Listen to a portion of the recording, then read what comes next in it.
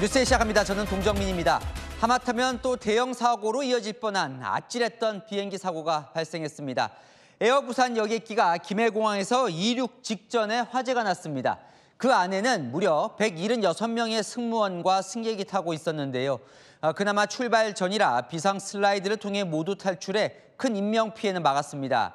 제주항공 여객기 참사 한 달 만에 또 이런 일이 벌어지니 불안합니다. 정말 아찔했던 화재 당시 모습부터 공국진 기자가 전하겠습니다. 계류장에 대기 중인 항공기에서 연기가 쉴 새 없이 피어오릅니다. 어디 엔진에 불 붙은 거야? 올라오네. 올라오네. 잠시 후 항공기 지붕에서 시뻘건 불길이 치솟으며 불길이 거세집니다. 소방대원들이 거품으로 된 특수 소화 약제를 살포하지만 강풍에 날리면서 진화에 어려움을 겪습니다. 승객과 승무원 등 176명을 태우고 홍콩으로 출발하려던 에어부산 여객기에서 화재가 났다는 신고는 어제 오후 10시 26분쯤 접수됐습니다. 이륙 직전이었습니다. 승무원이 문 열고 이제 미끄럼틀, 슬라이드 열어가지고 사람들 보내주고 좀 무서웠습니다. 다 밀치길래 무서워가지고 공포 썰었어요. 연기가 기내에 퍼지자 승객과 승무원 176명은 비상 슬라이드를 통해 모두 탈출했습니다. 승객 3명이 타박상을 입었고 승무원 4명은 연기를 흡입해 병원으로 옮겨졌습니다. 신고를 받고 현장으로 출동한 소방당국은 인력 158명, 화학소방차 6대 등 장비 68대를 투입해 1시간 5분 만에 불길을 잡았습니다. 이륙 직전 불이 난 여객기 양쪽 날개에는 35,000파운드의 항공유가 가득 실려 있었습니다. 35,000파운드의 항공유가 양쪽 날개에 실려 있다는 접하고 저희 소방대가 집중적으로 저희들 특수차를 활용해서 그 부분을 집중 방어를 하였습니다. 다행히 날개와 엔진으로 불은 옮겨붙지 않아 진화 과정에서 폭발은 발생하지 않았습니다. 채널A 뉴스 공국진입니다. 승객들에 따르면 불이 시작된 장소는 여객기 안 짐칸 선반이었습니다. 짐과 함께 있던 보조 배터리가 화재 원인으로 추정되는데요. 한 달 전에도 김해공항을 출발하는 에어부산 여객기에서 보조 배터리 화재가 난 적이 있었습니다. 조현진 기자입니다. 겁에 질린 승객들이 비상 슬라이드를 통해 불이 난 여객기에서 탈출합니다. 여객기 꼬리 부분 비상구에선 연기가 계속 밖으로 나옵니다. 당초 어제 오후 9시 55분 홍콩으로 출발하려던 화재 여객기는 20여 분 지연됐습니다. 이륙 준비를 모두 마치고 승객들은 안전벨트까지 착용한 상태였습니다. 20분 정도 연착이 된다. 다른 이제 승무원들이 안내하고 하다가 여성 승무원 한 사람이 저거 뭐야 하고 쫓아가면서 불이 붙었는데. 여객기 뒤편 좌석 위 짐을 넣는 선반에서 연기가 나기 시작했고 기내 전체로 순식간에 퍼졌습니다. 누가 저기다 뭐 넣었나? 뭐 넣은 거야 도대체. 야 출발 안 한 게 천만다행이지. 잠시 후 선반에서 불길이 치솟고 놀란 승객들로 아수라장이 됐습니다. 탈출한 일부 승객들은 짐칸에 있던 보조 배터리에서 불이 시작된 것으로 안다고 증언합니다. 지금 넣었던 칸인데 아마 승무원이 한 분이 여자 승무원 한 분이 배터리 이런 말 하는 걸 들었어요. 배터리 누가 넣었냐. 화재가 난 에어버스 322 기종은 좌석이 34열로 배치돼 있는데 왼쪽 20열 후반에서 30열 초반대 좌석이 선반에서 처음 화재가 난 것으로 추정됩니다. 지난달 12일에도 김해공항을 출발해 일본 후쿠오카로 가려던 에어부산 여객기에서도 보조 배터리 화재가 발생했습니다. 탑승한 승객이 들고 있던 보조 배터리에서 연기가 나 승무원이 기내 소화기로 진화했습니다. 국토교통부는 보조 배터리 발화 가능성 등을 포함해 정확한 화재 원인 파악에 나섰습니다. 채널A 뉴스 조현진입니다.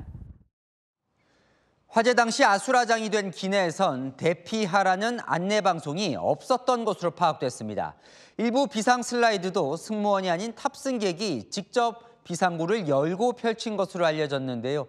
에어부산 측은 매뉴얼에 따랐다며 대처엔 문제가 없었다는 입장입니다. 김설혜 기자입니다. 여객기 좌측 비상 슬라이드 4개는 모두 펼쳐져 탑승객들이 신속히 탈출할 수 있었습니다. 반대편 비상 슬라이드는 3개만 작동했습니다. 화재가 난 여객기의 비상문은 모두 8개. 조종석 바로 뒤 우측 비상 슬라이드만 개방되지 않았는데 관계 당국은 원인을 조사 중입니다. 기내에서 탈출 당시 일부 비상 슬라이드는 승객들이 직접 작동해 펼친 것으로 알려졌습니다. 중간중간에 있는 승무원들이 문을 열고 제가 도망을 가야 됩니다. 승무 앞으로 우리가 문 열고 우리가 내려왔어요. 비상구 문 개방은 승무원의 지시에 따라 작동시켜야 안전하다는 게 전문가들의 설명입니다.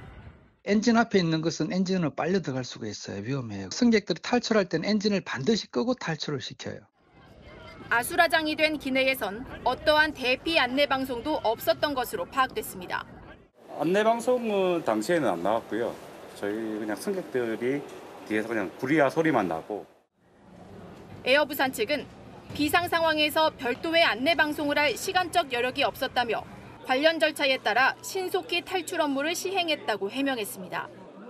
또 비상 탈출 시 승객이 직접 비상구 조작과 탈출이 가능하다고 덧붙였습니다. 채널A 뉴스 김설혜입니다. 이번에 화재가 난 에어부산 여객기 기종은 2007년 제작된 유럽 항공기 에어버스 기종입니다. 국내에서는 아시아나 항공과 에어부산, 에어서울이 사용하고 있는데요. 국내 항공사 중 유일하게 갖고 있던 에어부산의 10년 이상 무사고 기록이 이번에 깨졌습니다. 김호영 기자입니다. 이번 화재가 발생한 에어부산 여객기는 유럽 다국적 항공기 제조사인 에어버스의 기종입니다. 에어부산은 해당 항공기를 총 21대 보유 중입니다. 그중 사고기와 같은 A321-200 기종은 8대입니다. 국내에서는 아시아나 항공이 13대, 에어서울이 6대를 운영 중입니다. 사고가 일어난 기체는 2007년 10월 제작됐습니다. 같은 해 11월 모 회사인 아시아나 항공이 리스 방식으로 들여와 2017년 에어부산이 이 여객기를 받았습니다. 모 회사 아시아나가 이 기종을 주로 활용해 정비 용이성을 고려해 에어부산도 전량 운용 중입니다. 제작 시기부터 감안하면 이 여객기는 17년간 운행돼 왔습니다. 전문가들은 여객기 기준으로는 17년이라는 기령이 문제되진 않는다고 입을 모읍니다. 17년까지는 아직 경련 비행기는 아니고 항공기는 매년 점검을 하는 게 구조적인 결함 부분은 기령하고는 크게 관련이 없을 것 같습니다. 국토부는 기령 20년 이상의 항공기를 경련 항공기로 지정해 별도로 관리합니다. 지난 2009년 일본에서 항공기 꼬리가 활주로와 부딪히는 사고가 있었습니다. 하지만 에어부산이 운용하면서부터는 항공 편수가 10만 편 이상인 국내 항공사 중 최근 10년 이상 무사고 기록을 유지해왔습니다. 채널A 뉴스 김호영입니다. 여객기 화재 이후 지금 현재 김해공항은 어떤 상황인지 현장 연결해 보겠습니다. 김대욱 기자, 불에 탄 여객기를 김 기자가 지금 볼 수 있습니까? 네, 제 뒤로 검게 타버린 에어부산 여객기 동체를 보실 수 있는데요. 날이 저물자 주변 조명을 켜고 현장 조사를 진행 중입니다. 여객기 지붕 대부분은 불에 타 기체 안이 훤히 보일 정도입니다. 여객기 양측 날개와 엔진은 불이 옮겨 붙질 않아 손상되지 않은 것으로 확인됐습니다. 앞서 탑승객들이 기체 안 선반에서 불이 시작됐다는 증언처럼 여객기 자체의 기술적 문제로 인한 화재 가능성은 낮은 것으로 보입니다. 국토부는 오늘 오전 5시 55분부터 항공철도사고조사위원회를 급파해 사고 원인을 조사 중인데요. 내일 오전 10시 현장 합동 감식을 통해 정확한 사고 원인을 밝혀낼 계획입니다. 연휴 기간이라 이용객들이 많을 것 같은데 김해공항은 정상 운영되고 있는 겁니까? 네, 오늘 예정된 김해공항 항공편 280편 가운데 271편이 정상적으로 운항됐습니다. 에어부산 9편만 결항이 됐는데요. 사고기가 운항을 하지 못하면서 스케줄을 조정하고 있기 때문입니다. 김해공항 계류장 40곳 가운데 사고 항공기 주변 3곳은 폐쇄된 상태입니다. 설 연휴로 김해공항은 오전에 한때 혼잡을 빚기도 했지만 여객기 화재 여파는 크지 않은 상황입니다. 공항을 찾은 여행객들은 무안공항 참사 한 달 만에 김해공항 여객기에서도 불이 나자 불안감을 감추지 못했습니다.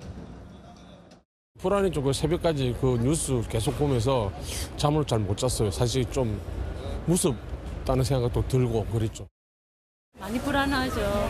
불안하고 이제 조마조마하고 이러는데 안 갈 수도 없고 오랜만에 가족끼리 이렇게 모여서 가는 거니까. 지금까지 김해국제공항에서 전해드렸습니다.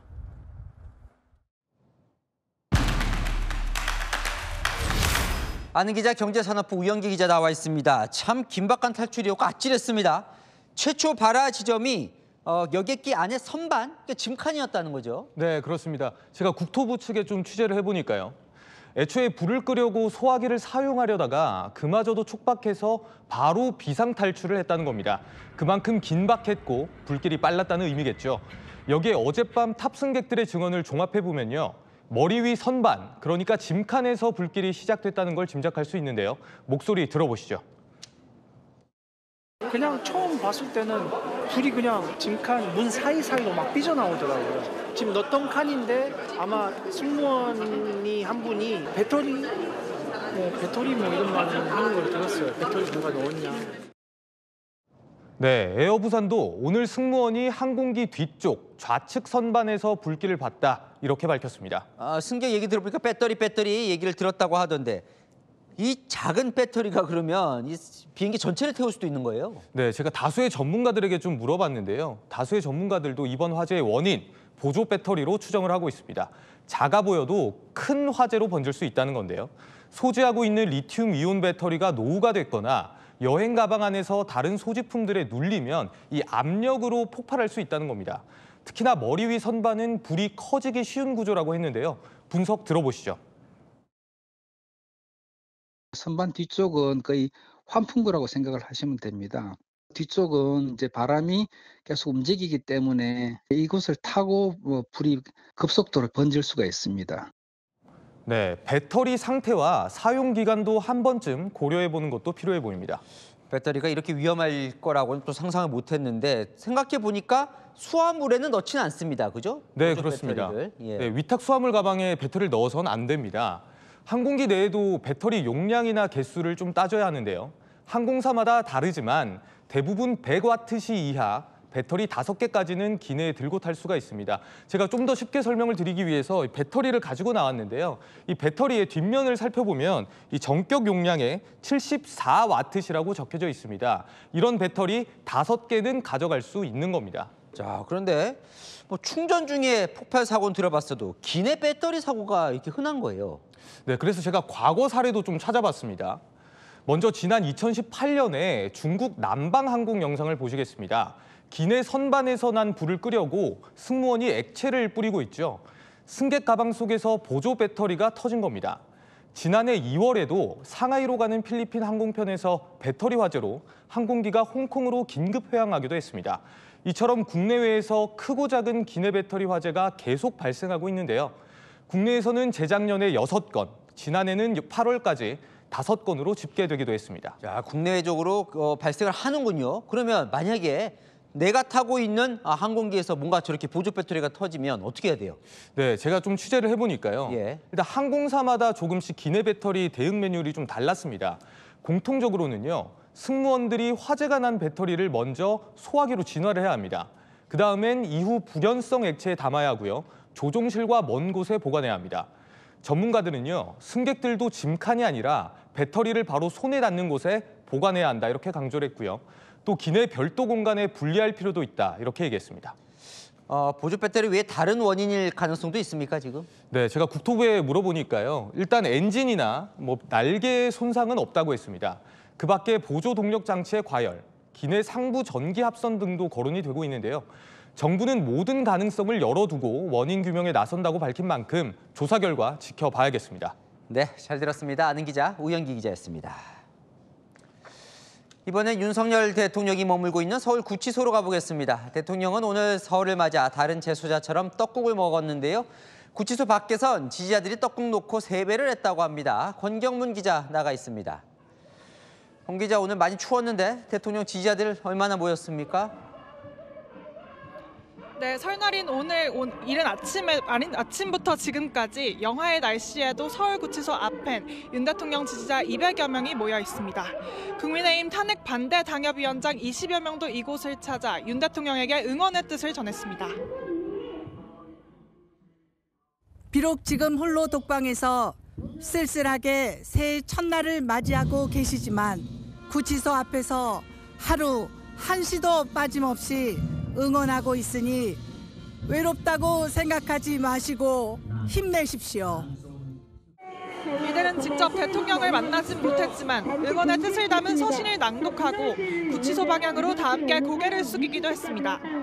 서신을 전달받은 윤 대통령은 변호인을 통해 고맙다고 답한 걸로 전해졌습니다. 한편 대통령 지지자들은 설날 당일 추운 날씨 속에도 아침 일찍 서울 구치소 앞에 모여들었는데요. 차례상에 떡국을 올려놓고 대통령에게 새해 인사를 하겠다며 다 같이 구치소 방향으로 세배했습니다. 대통령 석방 구호를 외치기도 했습니다. 대통령 지지자 집회 측엔 특별한 충돌은 없었지만 경찰은 기동대 3개를 배치하고 주시하고 있습니다. 윤 대통령은 3.6평 규모의 독방에서 설날을 맞이했는데 아침 식사로는 떡국과 김자반, 배추김치가, 점심으로는 청국장 등이 제공됐습니다. 윤 대통령은 오늘도 별다른 외부 일정 없이 변호인들을 만난 걸로 전해졌습니다. 지금까지 서울구치소 앞에서 전해드렸습니다. 전해드렸던 윤석열 대통령은 설 당일인 오늘 오전 오후 종일 변호인단과 함께 탄핵 심판 준비에 매진했습니다. 이틀 뒤부터는 일반 접견도 가능해지면서 전현직 참모들과 의원들이 구치소를 찾을 계획입니다. 최승현 기자입니다. 윤석열 대통령은 설 당일인 오늘 구치소에서 변호인단과 종일 접견했습니다. 연휴 직후 재개될 탄핵 심판과 곧 시작될 재판 대책 마련에 시간을 쏟은 겁니다. 대통령은 오늘 구치소 앞을 찾았던 원외 당협위원장들에게도 변호인단과 중요한 사안들을 논의하느라 만날 수 없어 미안하다며 다음에 기회를 봐서 꼭 보자는 뜻을 전한 것으로 알려졌습니다. 오늘도 일반인 면회는 안 되세요. 그래서 오전 오후 변호인들 접견이 모레부터 대통령 일반 접견이 가능해지면서 대통령 측은 접견 금지 결정 전 짜놨던 접견자 명단과 일정 재정리 작업에 착수한 것으로 전해집니다. 정진석 대통령 비서실장과 여당 의원들이 접견할 예정이고 전직 대통령실 고위 참모진과 전직 장관들도 대통령 접견 의사를 전달한 상태입니다. 윤 대통령은 접견 일정과 관련해 화요일과 목요일 정도는 재판 준비에만 집중하고 싶다는 뜻을 측근에게 전한 것으로 취재됐습니다. 일반 접견은 1일 1회만 허용되는 만큼 일주일에 3회 정도 잡힐 것으로 예상됩니다. 채널A 뉴스 최승현입니다. 네, 설 연휴가 끝나면 윤 대통령의 형사재판과 탄핵 심판이 동시에 진행됩니다. 먼저 모레면 내란 혐의 재판을 맡을 판사가 정해지는데 김용현 전 국방장관 사건을 맡고 있는 재판부가 담당할 가능성이 큽니다. 사실상 내란 전담 재판부로 운영될 걸로 보입니다. 먼저 이세아 기자입니다. 설 연휴가 끝나는 모레 서울중앙지법은 윤석열 대통령 내란 혐의 형사사건을 맡을 재판부를 결정합니다. 김용현 전 국방장관 재판을 맡고 있는 형사합의 25부가 윤 대통령 재판도 맡을 가능성이 높습니다. 이 재판부는 김 전 장관을 비롯해 조지호 경찰청장, 노상원 전 정보사령관 등 내란죄 사건 주요 관련자 재판을 맡고 있습니다. 단일 재판부에 비상계엄 사건을 모두 배당해 사실상 내란 전담 재판부로 운영하려는 겁니다. 대법원 예규는 관련 사건을 먼저 맡은 재판부가 있으면 새로 접수된 사건을 같은 재판부에 배당할 수 있게 하고 있습니다. 재판부가 비상계엄 관련 사실관계를 공유하고 증인 중보 사태도 피할 수 있어 재판 진행 속도를 낼 수 있습니다. 하지만 대통령 측이 내란죄가 성립될 수 없다는 입장이라 예상보다 심리가 길어질 가능성도 있습니다. 계엄 효력 발생 시간이 11시인데 1시에 벌써 계엄 해제 요구 결의안이 통과됐다는 것은 통제하고 막지 않았다는 것을 의미합니다. 윤석열 대통령의 내란죄 형사재판 첫 변론은 이르면 다음 달 열릴 전망입니다. 채널A 뉴스 이세아입니다. 네, 윤 대통령은 공수처 수사가 불법이니 검찰 기소도 불법이란 입장인데요. 직접 내란죄 재판에 출석할지 고심 중인 걸로 알려졌습니다. 계속해서 배두헌 기자입니다. 윤석열 대통령 측은 공수처의 체포영장 집행 가능성이 임박하자 곧바로 재판에 넘겨달라고 요구했습니다. 체포영장 집행이나 수사와 관련해서는 우선 기소를 해라. 아니면 사전영장을 청구해라. 그러면 법원 재판에 응하겠다. 하지만 지난 26일 구속기소 이후 윤 대통령 측은 검찰의 기소가 내란죄 수사권이 없는 공수처 불법 수사의 연장선상에 있다고 주장해왔습니다. 불법에 불법을 얹어 합법이라고 주장하는 헌정 유린을 자행한 것입니다. 이틀 전 낸 입장문에서도 공수처 수사가 불법이므로 검찰 기소 또한 불법의 연장이라며 독 있는 나무에서 독 있는 열매가 맺힐 뿐이라고 강하게 비판했습니다. 윤 대통령의 내란죄 형사재판 출석 가능성이 불투명하다는 전망이 나오는 이유입니다. 대통령 변호인단 측은 형사재판 출석 여부를 묻는 질문에 아직 이르다며 말을 아끼고 있습니다. 과거 박근혜 전 대통령은 형사재판에 불출석했고 이명박 전 대통령은 출석은 했지만 진술 거부권을 행사했습니다. 채널A 뉴스 배두원입니다. 연휴 동안 멈췄던 윤 대통령 탄핵 심판도 다음 주 재개됩니다. 비상계엄 선포 당일 상황을 증언할 증인들이 나오는데 홍장원 전 국정원 1차장과 곽종근 전 특전사령관 등 윤 대통령에겐 불리한 진술을 했던 증인들도 포함되어 있습니다. 이 소식은 김지윤 기자가 취재했습니다. 다음 주 4일부터 다시 시작되는 윤석열 대통령의 탄핵 심판. 이날 헌재에는 국회 측 증인인 이진우 전 육군 수도방위 사령관, 여인형 전 국군 방첩사령관, 홍장원 전 국정원 1차장이 출석합니다. 검찰은 이 전 사령관이 계엄 선포 당시 직접 대통령의 전화를 받았고 본회의장으로 가 4명이 1명씩 들쳐업고 나오게 하라는 지시를 받았다고 밝혔습니다. 거기 상황이 어떠냐. 그래서 굉장히 이제 복잡하고 우리 인원이 이동할 수도 없다. 그랬더니 가만히 들어보시다가 알겠다고 하시고 더 전화 끊으셨습니다. 홍 전 차장은 정치인 체포를 내린 적 없다는 윤 대통령 주장과 배치되는 발언을 했습니다. 저 대통령 좋아했습니다. 시키는 거 다 하고 싶었습니다. 근데 그 명단을 보니까 그거는 안 되겠더라고요. 다음 달 6일엔 707 특수임무단의 국회 진입을 지휘했던 곽종근 전 육군 특전사령관이 국회 측 증인으로, 김현태 707 특수임무단장이 대통령 측 증인으로 나섭니다. 의결 정족수가 아직 다 안 채워진 것 같다. 빨리 문을 부수고 들어가서 안에 있는 인원들을 끄집어내라 라고 말씀을 하셨습니다. 150명을 넘으면 안 된단다. 막아라. 안 되면 들어가서 끌어낼 수 있겠냐. 이런 뉘앙스였습니다. 정치인 체포나 국회 의결 방해를 지시한 적 없다는 윤 대통령 측은 반대 신문에서 증언의 빈틈을 찾아내야 하는 상황입니다. 채널A 뉴스 김지윤입니다. 국민의힘은 헌법재판관의 편향성을 연일 문제 삼고 있습니다. 이 구성대로라면 이재명 민주당 대표가 위헌 소송을 통해 셀프 사면할 수 있다는 의혹을 제기했습니다. 여론조사에서는 이 대표 재판을 신속히 해야 한다는 의견이 많았습니다. 손인혜 기자입니다. 국민의힘은 마은혁 헌법재판관 후보자가 임명될 경우 이재명 민주당 대표가 셀프 사면될 수 있다는 의혹을 제기했습니다. 민주당이 추천한 마 후보자가 헌재의 탄핵과 위헌 심판 결정을 좌우하게 된다는 겁니다. 주진우 의원 분석에 따르면 마 후보자가 임명될 경우 문재인 전 대통령, 김명수 전 대법원장, 민주당 등 야권 성향 인사가 지명한 재판관이 6명이 됩니다. 6명이 똘똘 뭉쳐 이 대표 측이 검토 중인 위헌법률 심판 제청을 받아줄 경우 이 대표가 처벌을 피할 수 있다는 게 주의원의 논리입니다. 한 표 차가 되게 중요하거든요. 여야 합의로 돼 있어서 뭔가 중립적인 사람이 들어가 있는 것과 마은혁 재판관이 직접 재판하는 거는 상당한 차이가 있죠. 이재명 대표의 재판이 신속하게 진행돼야 한다는 내용의 조사도 발표됐습니다. 한국리서치 조사에서 이 대표 재판 일정이 선거법에 따라 2, 3심이 각 3개월 안에 신속히 진행돼야 한다는 응답이 62%로 기간 상관없이 충분히 심리돼야 한다는 의견을 크게 앞섰습니다. 국민의힘은 헌법재판관의 편향성을 연일 문제 삼고 있습니다.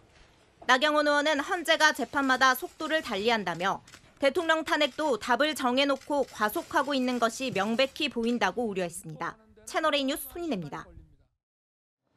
설 명절 밥상 민심이 일부 반영된 여론조사가 속속 나오고 있습니다. 벌어졌던 정권 교체와 정권 재창출 여론이 박빙으로 흐르고 탄핵 심판도 여전히 인용 여론이 높지만 격차는 줄었습니다. 조민기 기자입니다. 설 연휴 중간 지점에서 실시한 여론조사 결과가 나왔습니다. 조기 대선이 치러질 경우 정권 교체와 정권 재창출 의견이 접전 양상이었습니다.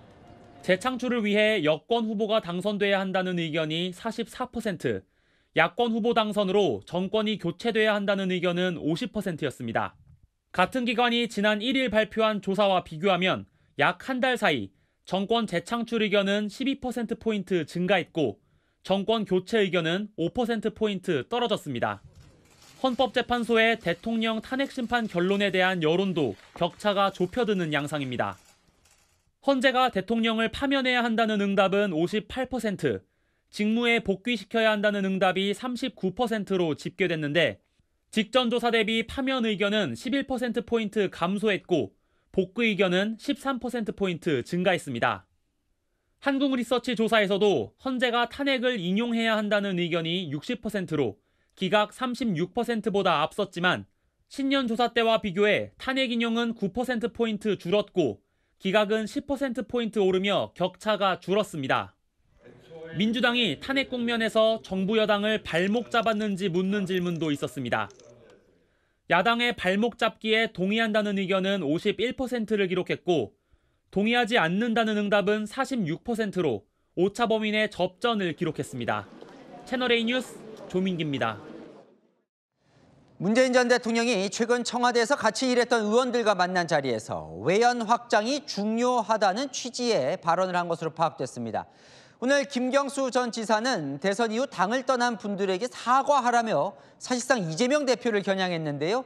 마침 내일 이 대표가 문 전 대통령과 만납니다. 이상원 기자의 단독 취재 내용입니다.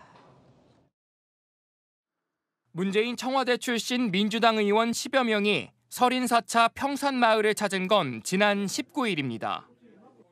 이 자리에서 문 전 대통령은 탄핵 결정이 나면 대선을 안정적으로 치러야 한다며 지난 대선이 너무 박빙이었으니 노력이 필요하지 않겠느냐고 말했다고 참석자는 전했습니다. 또 다른 참석자도 문 전 대통령이 민주당이 더 넓어져야 되는데 이재명 대표가 당을 확장할 수 있도록 가까운 사람들이 도와줘야 한다는 취지로 말했다고 밝혔습니다. 당의 외연 확장을 강조했다는 분석입니다. 건전한 경쟁을 통해서 다양한 그런 목소리가 더 큰 민주당을 만들어 나가는 과정이 저는 될 수 있다. 이제 그렇게 보고 있습니다. 친문계 잠룡인 김경수 전 지사는 오늘 이재명 대표를 직접 겨냥했습니다. 총선 과정에서 치욕스러워하며 당에서 떠나신 분들이 많다며 진심으로 사과해야 한다고 사실상 비명 행사 공천을 소환했습니다. 노무현 전 대통령을 모욕하고 문 전 대통령을 일방적으로 폄훼했던 언행들에 대해서도 반성과 사과가 필요하다고도 했습니다. 내일 문 전 대통령의 만남을 앞둔 이 대표를 향한 압박이라는 분석이 나옵니다. 채널A 뉴스 이상원입니다. 네, 설날인 오늘 이른 귀경에 나선 차들이 몰리면서 전국 고속도로에서 정체가 이어졌습니다. 지금 도로 상황은 어떤지 장호림 기자 연결해 알아보겠습니다. 장 기자, 정체가 언제쯤 풀릴까요? 네, 종일 전국이 영하권 날씨에 머물면서 서둘러 귀경길에 오른 시민들로 제 뒤로 보이시는 것처럼 도로에 차량들이 계속 이어지고 있는데요.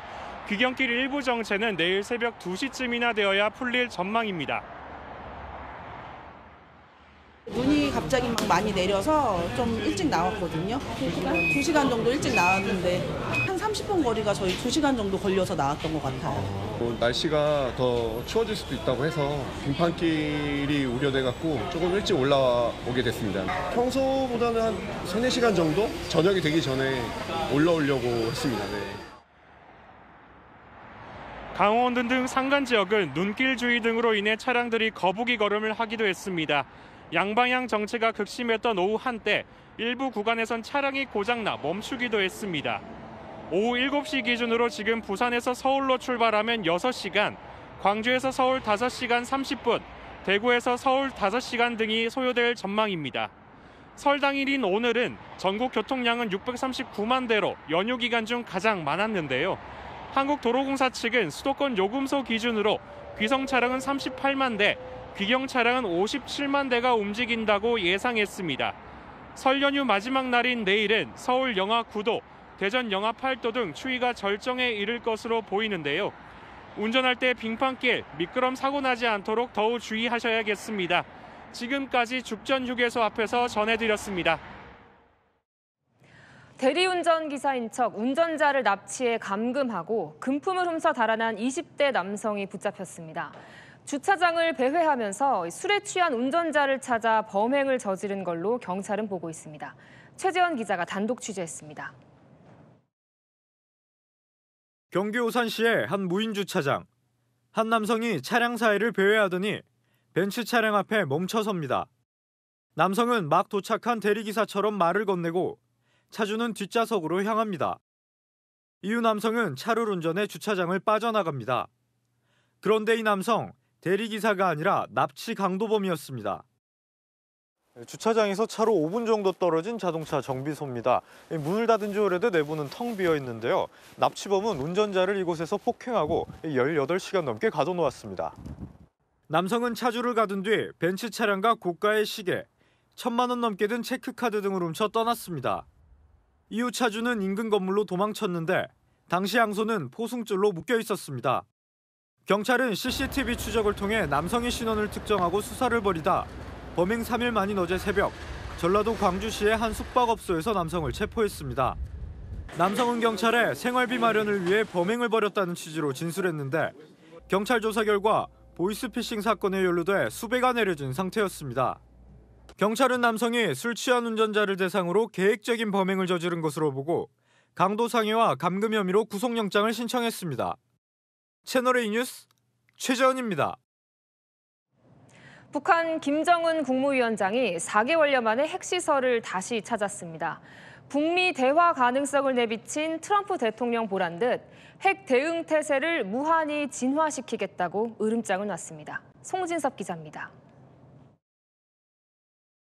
김정은 북한 국무위원장이 은색 실험 설비가 빼곡히 들어찬 복도를 간부들과 함께 둘러봅니다. 김 위원장이 핵물질 생산기지와 핵무기 연구소를 방문해 현지 지도하는 모습입니다.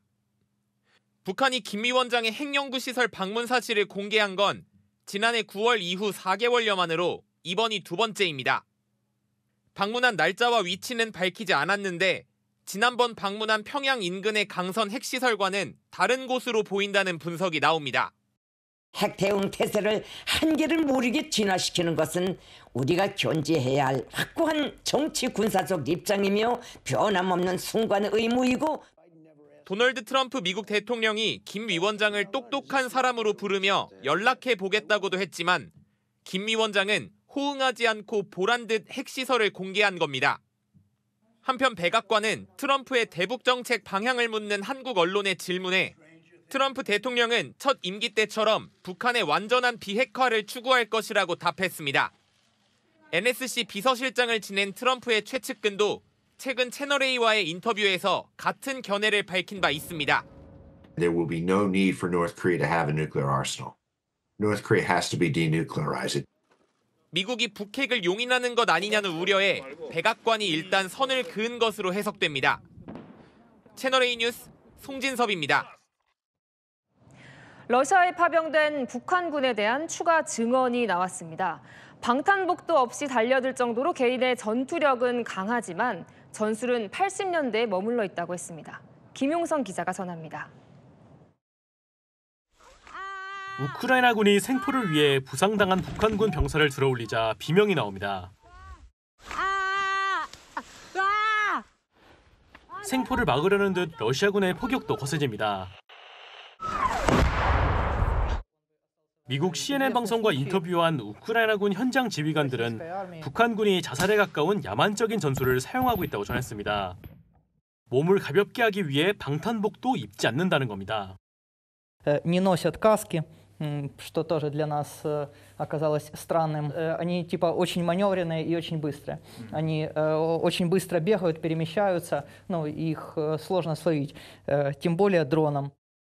하지만 전술은 구시대적이라고 설명합니다. Всі вони молоді, свіжі, витривалі. Але знову ж таки підготовлені до реалій війни, в найкращому випадку 1980 року. Незважаючи на ті всі намагання закликати їх здатися в полон, вони будуть продовжувати йти в бій. 북한군 시신에서 미지의 괴뢰 쓰레기들에게 죽음의 철출을 내릴 날은 머지않았다 같은 문장이 빽빽하게 적힌 메모가 발견되는 것으로 보아 주입식 사상교육이 실시되고 있는 것으로 보입니다. 동시에 북한군 장병이 러시아군 물품을 훔치다가 걸린 것을 비난하는 메모도 발견돼 군기가 해이해진 정황도 드러나고 있습니다. 채널A 뉴스 김용성입니다. 미국의 퍼스트 레이디 멜라니아 여사가 공식 사진을 공개했습니다. 웃음기 없이 정면을 응시한 모습이 권력을 뿜어내는 듯하다는 평가도 나옵니다. 홍란 기자입니다. 흰색 셔츠에 짙은색 바지 정장을 입은 멜라니아 여사. 책상에 두 손을 짚고 입술을 굳게 담은 표정으로 정면을 응시합니다. 현지 시간 27일 백악관을 통해 공개한 영부인으로서의 첫 공식 사진입니다. 트럼프 대통령 취임식 다음 날 촬영한 사진으로 사진 속 배경인 창문 너머로는 워싱턴 DC의 랜드마크인 워싱턴 기념탑이 보입니다. 8년 전 트럼프 집권 1기 때 공개했던 사진과는 다른 분위기입니다. 당시 컬러로 촬영된 사진은 얼굴을 더 크게 찍어 미소 짓는 모습을 강조했습니다. 하지만 이번 사진은 굳은 표정과 단호한 자세로 따뜻한 이미지보다는 차가운 이미지에 가깝습니다. 영국 언론은 전문가의 말을 인용해 수트부터 자세까지 일종의 권력을 뿜어내는 모습이라고 분석했습니다. 취임식 때 눈을 가리는 책모자를 썼던 것과 달리 카메라를 정면으로 응시하며 대중과 눈맞춤을 하는 것도 달라진 점이란 분석입니다. 또 다른 전문가는 반사율이 높은 테이블 위에 손을 얹은 자세는 사업을 시작할 준비가 돼 있다고 알리는 듯하다고 전했습니다. 집권 1기 때 은둔의 영부인으로 불렸던 멜라니아 여사가 이번엔 반대로 적극적인 행보를 할 것이라는 관측이 나옵니다. 채널A 뉴스 홍란입니다. 일본에서 깊이 10m의 땅꺼짐이 발생해 달리던 트럭이 빠졌습니다. 사고가 발생한 지 33시간이 지나도록 운전기사를 찾지 못하고 있습니다. 도쿄에서 송찬욱 특파원입니다. 도로 한복판에 뚫려 있는 깊은 구멍. 안엔 트럭 한 대가 빠져 있습니다. 구조대원들은 주변에서 분주히 움직입니다. 어제 오전 10시쯤 일본 사이타마현 야시오시에 있는 도로에서 깊이 10m의 땅 꺼짐 현상이 발생했습니다. 下水道管の破損に起因すると思われる陥没が発生をいたしました。この陥没に伴い走行中のトラックが転落をする事故となりました。 이 사고로 트럭을 몰던 70대 남성이 구멍에 빠졌는데 구조에 어려움을 겪고 있습니다. 크레인으로 트럭을 통째로 끌어올리려다 주변 전봇대가 쓰러지기도 하고 바로 옆에 땅 꺼짐 현상이 추가로 발생해 구조 작업이 한때 중단되기도 했습니다. 결국 사고 발생 17시간 만에 트럭을 땅 위로 끌어올리는 데는 성공했습니다. 하지만 땅속에서 운전석 부분이 분리돼 남성을 찾진 못했습니다. 2차 피해 가능성에 인근 주민들에겐 대피령도 내려졌습니다. 가스관의 손傷の恐れがあるということで今避難していただいてますね. 구조당국은 어제 낚아진 빠진 남성의 반응이 있었지만 이후론 감지되지 않고 있다고 밝혔습니다. 도쿄에서 채널A 뉴스 송찬욱입니다. 성현환 기자와 열왕예랑 시작합니다. 첫 번째 주제 보겠습니다. 홍준표 대구시장 부정선거론에 대해서 언급을 했다고요? 네, 홍 시장이 대통령 지지자들 사이에서 나오는 부정선거론의 원조를 자처하고 나섰습니다. 20년 전 본인이 부정선거 의혹을 제기해서 직접 재검표까지 해본 당사자였다는 겁니다. 20년 전이라면 2002년 대선 때인가요? 맞습니다. 이 노무현 전 대통령이 한나라당 이회창 후보를 간발의 차로 제치고 당선됐을 때죠. 그러면 저때 홍 시장이 부정선거 의혹을 제기했었다는 거예요? 네, 당시 홍 시장이 속한 한나라당 이 전자개표기를 조작했을 수 있다면서 손으로 다시 세자고 했는데요. 그래서 결과가 좀 유의미하게 나왔을까요? 아니요. 이 1,100만 장 넘는 투표용지를 재검표했지만 오차는 미미했습니다. 한나라당은 대통령 당선 무효 소송 낸 데 대해서 사과했고요. 홍 시장은 훗날 이런 소회를 밝힌 바 있습니다. 이회창 한나라당 후보가 다 된 거나 다름없다는 선거에서 노무현 대통령께서 역전을 했죠. 그분에 대해서 나쁘게 생각을 해본 일이 없습니다. 그래서 홍 시장은 어떻게 부정선거는 가능하지 않다는 거예요? 5년 전엔요, 이 재검표 경험을 언급하면서 일부 유튜버들이 사과도 없이 부정선거 여부에 올인하고 있다 비판했었는데요. 어제는 직접 해봐서 가부를 말하기 쉽지 않다면서도 대통령이 계엄할 정도라면 감사원 감사를 통해 밝혀야 할 의혹으로 보인다고 여지에 남겨뒀습니다. 자, 이 논란이 대선에서도 이슈가 될 것 같은데 보수 대권 주자들 지금 입장은 어때요? 먼저 오세훈 서울시장은요, 이 부정선거 의혹에 동의하기 어렵다고 했고요. 한동훈 전 대표는 음모론자로 규정하며 여기에 동조하면 미래 없다고. 또 유승민 전 의원 이 종교적 믿음처럼 됐다면서 선관위에 적극적인 대응을 주문했습니다. 김문수 장관은요, 5년 전 부정선거 의혹 제기했었죠. 오늘 저희가 다시 물었지만 답하지 않았습니다. 네, 다음 주제 보겠습니다. 이재명 대표와 문영배 헌법재판소장 권한대행 두 사람 관계가 관심인데 부인의 안부를 물었어요? 네, 여당은 계속해서 이 두 사람의 관계에 따가운 눈초리를 보내고 있죠. 문대행의 SNS를 저희가 입수해 보니까요. 지난 2011년 문대행이 진주 지원장이던 시절 책 글귀를 남기자 이 대표가 문판님이라고 부른 뒤 만한님, 즉 문대행 부인의 안부를 묻더라고요. 문판이라며 짧게 부르는 건 법조계에선 주로 가까운 사이에 통용된다는데요. 두 달 뒤 이 대표는 또 문대행의 SNS에 자신의 말을 할 날이 올 것이라고 또 안부 남겼습니다. 그러니까 여러 차례 SNS를 통해서 대화를 나눈 적은 있네요. 네, 문대행의 SNS에 이 대표가 공감을 나타내기도 했는데요. 2013년 11월 문대행이 허구한 날 반대라니라는 글을 올립니다. 이슈를 특정하진 않았는데 뭔가 반대하는 특정 세력을 비판하는 듯하죠. 그러자 이 대표가 만들어서 반대라며 공감을 표합니다. 다시 문대행은 비판을 해도 성찰이 있어야 하는데 그게 부족한 것 같다고 합니다. 같은 세력을 비판하는 것 같죠. 이 두 사람과 사법연수원 동기였던 이 대표의 최측근은 최근 이렇게 말했죠. 저희 동기 중 제일 가까웠던 이재명 지금 대선 후보였고 현직에는 문영배 헌법재판관 이런 분들이 또 가까웠던 분들이고. 문대행 지금 SNS는 닫아놓은 상태죠? 맞습니다. 그래서 여당은 더 공격하고 있습니다. SNS 그냥 닫지 말고 진솔하게 이재명 대표와의 관계에 대해서 답하라고요. 이 대표가 모친상 조문 갔었다는 건 이제 헌재 측에서 아니라고 반박을 했었어요. 네. 그런데 SNS 글에 대해서는 문대행 쪽에선 반박은 없습니까? 네, 헌재에 직접 물어보니까요. 공식적인 답변은 없다고 하더라고요. 선택적 답변은 신빙성을 떨어뜨릴 수 있다던 문대행. 여권의 공격에 어디까지 답해야 할지 고심 깊어지는 것 같습니다. 네, 지금까지 열랑야랑이었습니다. 네, 다음 소식입니다. 지자체마다 쓰레기 무단 투기와의 전쟁을 벌이고 있는데요. 360도 CCTV가 빈틈없이 잡아낸다고 합니다. 김승희 기자가 취재했습니다. 커다란 기름통을 길가에 버리고 가다가 다시 돌아와 집어갑니다. 서랍장을 버리던 남성은 폐기물 스티커를 보여줍니다. 구청 관제실에서 CCTV로 쓰레기 투기를 확인하고 경고 방송을 내보내자 여기에 답한 겁니다. 이 시간에 쓰레기를 배출하시면 과태료가 부과됩니다. 지난해 8월부터 상습 투기 지역 60곳에 설치한 고성능 CCTV 덕분입니다. 1200만 화소의 360도 카메라가 이렇게 설치돼 있어서요.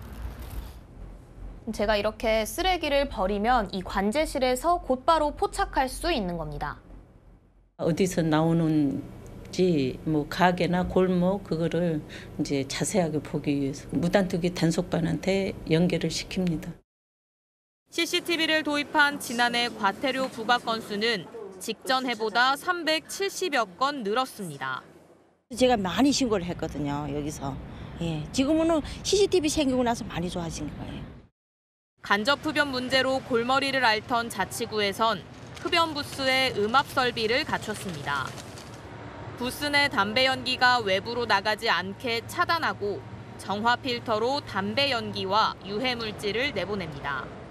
밖에서 담배 피면 좀 눈치 보이고 그렇게 하니까 확실하게 흡연장 있는 게 좀 편한 것 같긴 해요. 또 다른 자치구는 QR코드로 흡연 구역을 안내합니다. 지하철역 인근 단속 건수를 비교한 결과 부착 후가 약 25% 감소되었습니다. 똑똑한 기술이 도심 정비에도 다양하게 활용되고 있습니다. 채널A 뉴스 김승희입니다. 알뜰 주유소라고 하면 일반 주유소보다 더 저렴할 것 같죠. 그런데 막상 현장에선 일반 주유소보다 더 비싼 곳이 여럿 있는데 왜 그런지 정현주 기자가 취재했습니다. 강원도 한 고속도로 휴게소의 알뜰 주유소. 지난 23일 기준 휘발유 가격은 리터당 1,805원입니다. 인근 일반 주유소보다 100원 가까이 비쌉니다. 다른 휴게소 알뜰 주유소 중에도 일반 주유소보다 기름값이 더 비싼 곳이 여럿 됩니다. 알뜰 주유소는 공동구매한 기름을 일반 주유소보다 저렴하게 납품받고 있는데도 더 많은 이익을 취하고 있다는 지적입니다. 간판만 보고 믿고 찾았던 시민들은 불쾌하다는 반응입니다. 홍보를 이렇게 해놓고서 싸지 않은 게 좀 소비자한테 불합리하지 않나 생각합니다. 명절이나 이럴 때는 귀경하면서 이제 어쩔 수 없이 알뜰 주유소를 쓸 수밖에 없는데 알뜰 주유소라는 이름의 취지에 맞지 않게 조금 비싼 감이 없지 않아 있는 것 같습니다. 앞선 알뜰 주유소는 지난해 리터당 200원 이상 비싸게 판매해 국정감사에서도 논란이 된 뒤 시정 명령으로 가격을 내렸다가 한 달 반 만에 다시 올렸습니다. 해당 주유소는 경영난 때문에 어쩔 수 없다는 입장입니다. 전담 인력을 좀 편성을 해가지고 필요 이상으로 폭리를 취하고 있는 주유소들이 있는지 매번 상시적으로 좀 점검하는 시스템을 갖출 필요가 있어 보입니다. 한국도로공사는 시정하지 않을 경우 계약 해지도 검토하고 향후 계약 조항도 보완할 방침입니다. 채널A 뉴스 정현주입니다. 공기놀이나 제기차기 같은 우리 전통놀이가 드라마 오징어 게임에 나오면서 세계적으로 화제입니다. 연휴 때 곳곳에서 체험 행사가 열렸는데 시민들 관심이 뜨거웠습니다. 김재혁 기자가 취재했습니다. 무궁화꽃이 피었습니다. 5개의 미션은 1번 딱지치기, 2번 비석치기, 3번 공기놀이, 4번 팽이 돌리기, 5번 제기차기입니다. 오징어 게임 2에 등장한 우리 전통놀이. 드라마가 전 세계 주목을 받으면서 유명 스타나 외국인들이 생소한 공기놀이 등을 직접 해보는 챌린지 영상도 덩달아 인기입니다.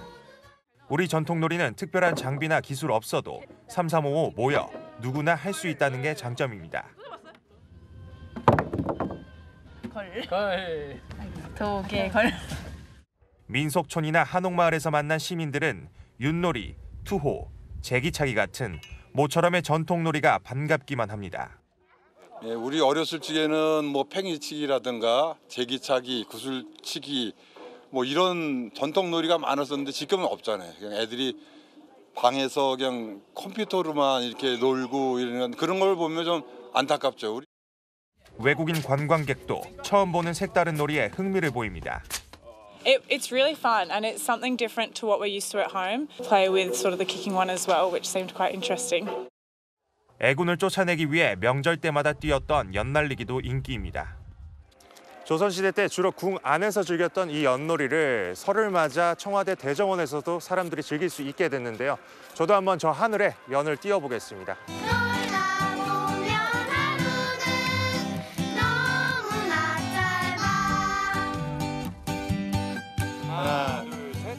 복 많이 받으세요. 채널A 뉴스 김재혁입니다. 펑펑 쏟아지던 눈은 그치고 대설특보도 모두 해제됐습니다. 추운 날씨에 빙판길이 남아있어서 귀경길 안전운전은 필수인데요. 스노우 체인을 장착하고 감속 운행하는 게 좋겠습니다. 이제 강해지는 한파가 문제입니다. 한파특보 속에 내일 아침 서울 체감 영하 12도, 강원 지역은 영하 20도까지 곤두박질하겠습니다. 이번 한파는 주말에 잠시 쉬었다가 다음 주 더 강력해집니다. 수요일 서울 기온 영하 11도, 체감 온도는 이보다 더 낮겠습니다. 내일 아침 청주 영하 8도, 대구 영하 5도로 춥겠고요. 충남과 전북에는 1cm 안팎의 눈이 조금 내립니다. 낮에도 영하권입니다. 서울 0도, 인천 영하 2도에 머물겠습니다. 금요일과 토요일 사이 전국에 또 눈비 예보가 있습니다. 날씨였습니다. 보조 배터리로 난 항공기 사고가 작년, 재작년 최소 11건입니다. 보조 배터리가 여행 필수품인 걸 감안하면 모든 비행기가 화재 위험을 안고 있는 거지요. 연이어 터져 불안한 항공사고, 이 보조 배터리 화재 대책 이참에 확실히 세워야겠습니다. 마침표 찍겠습니다. 목표는 사고 제로. 뉴스에 마칩니다. 감사합니다.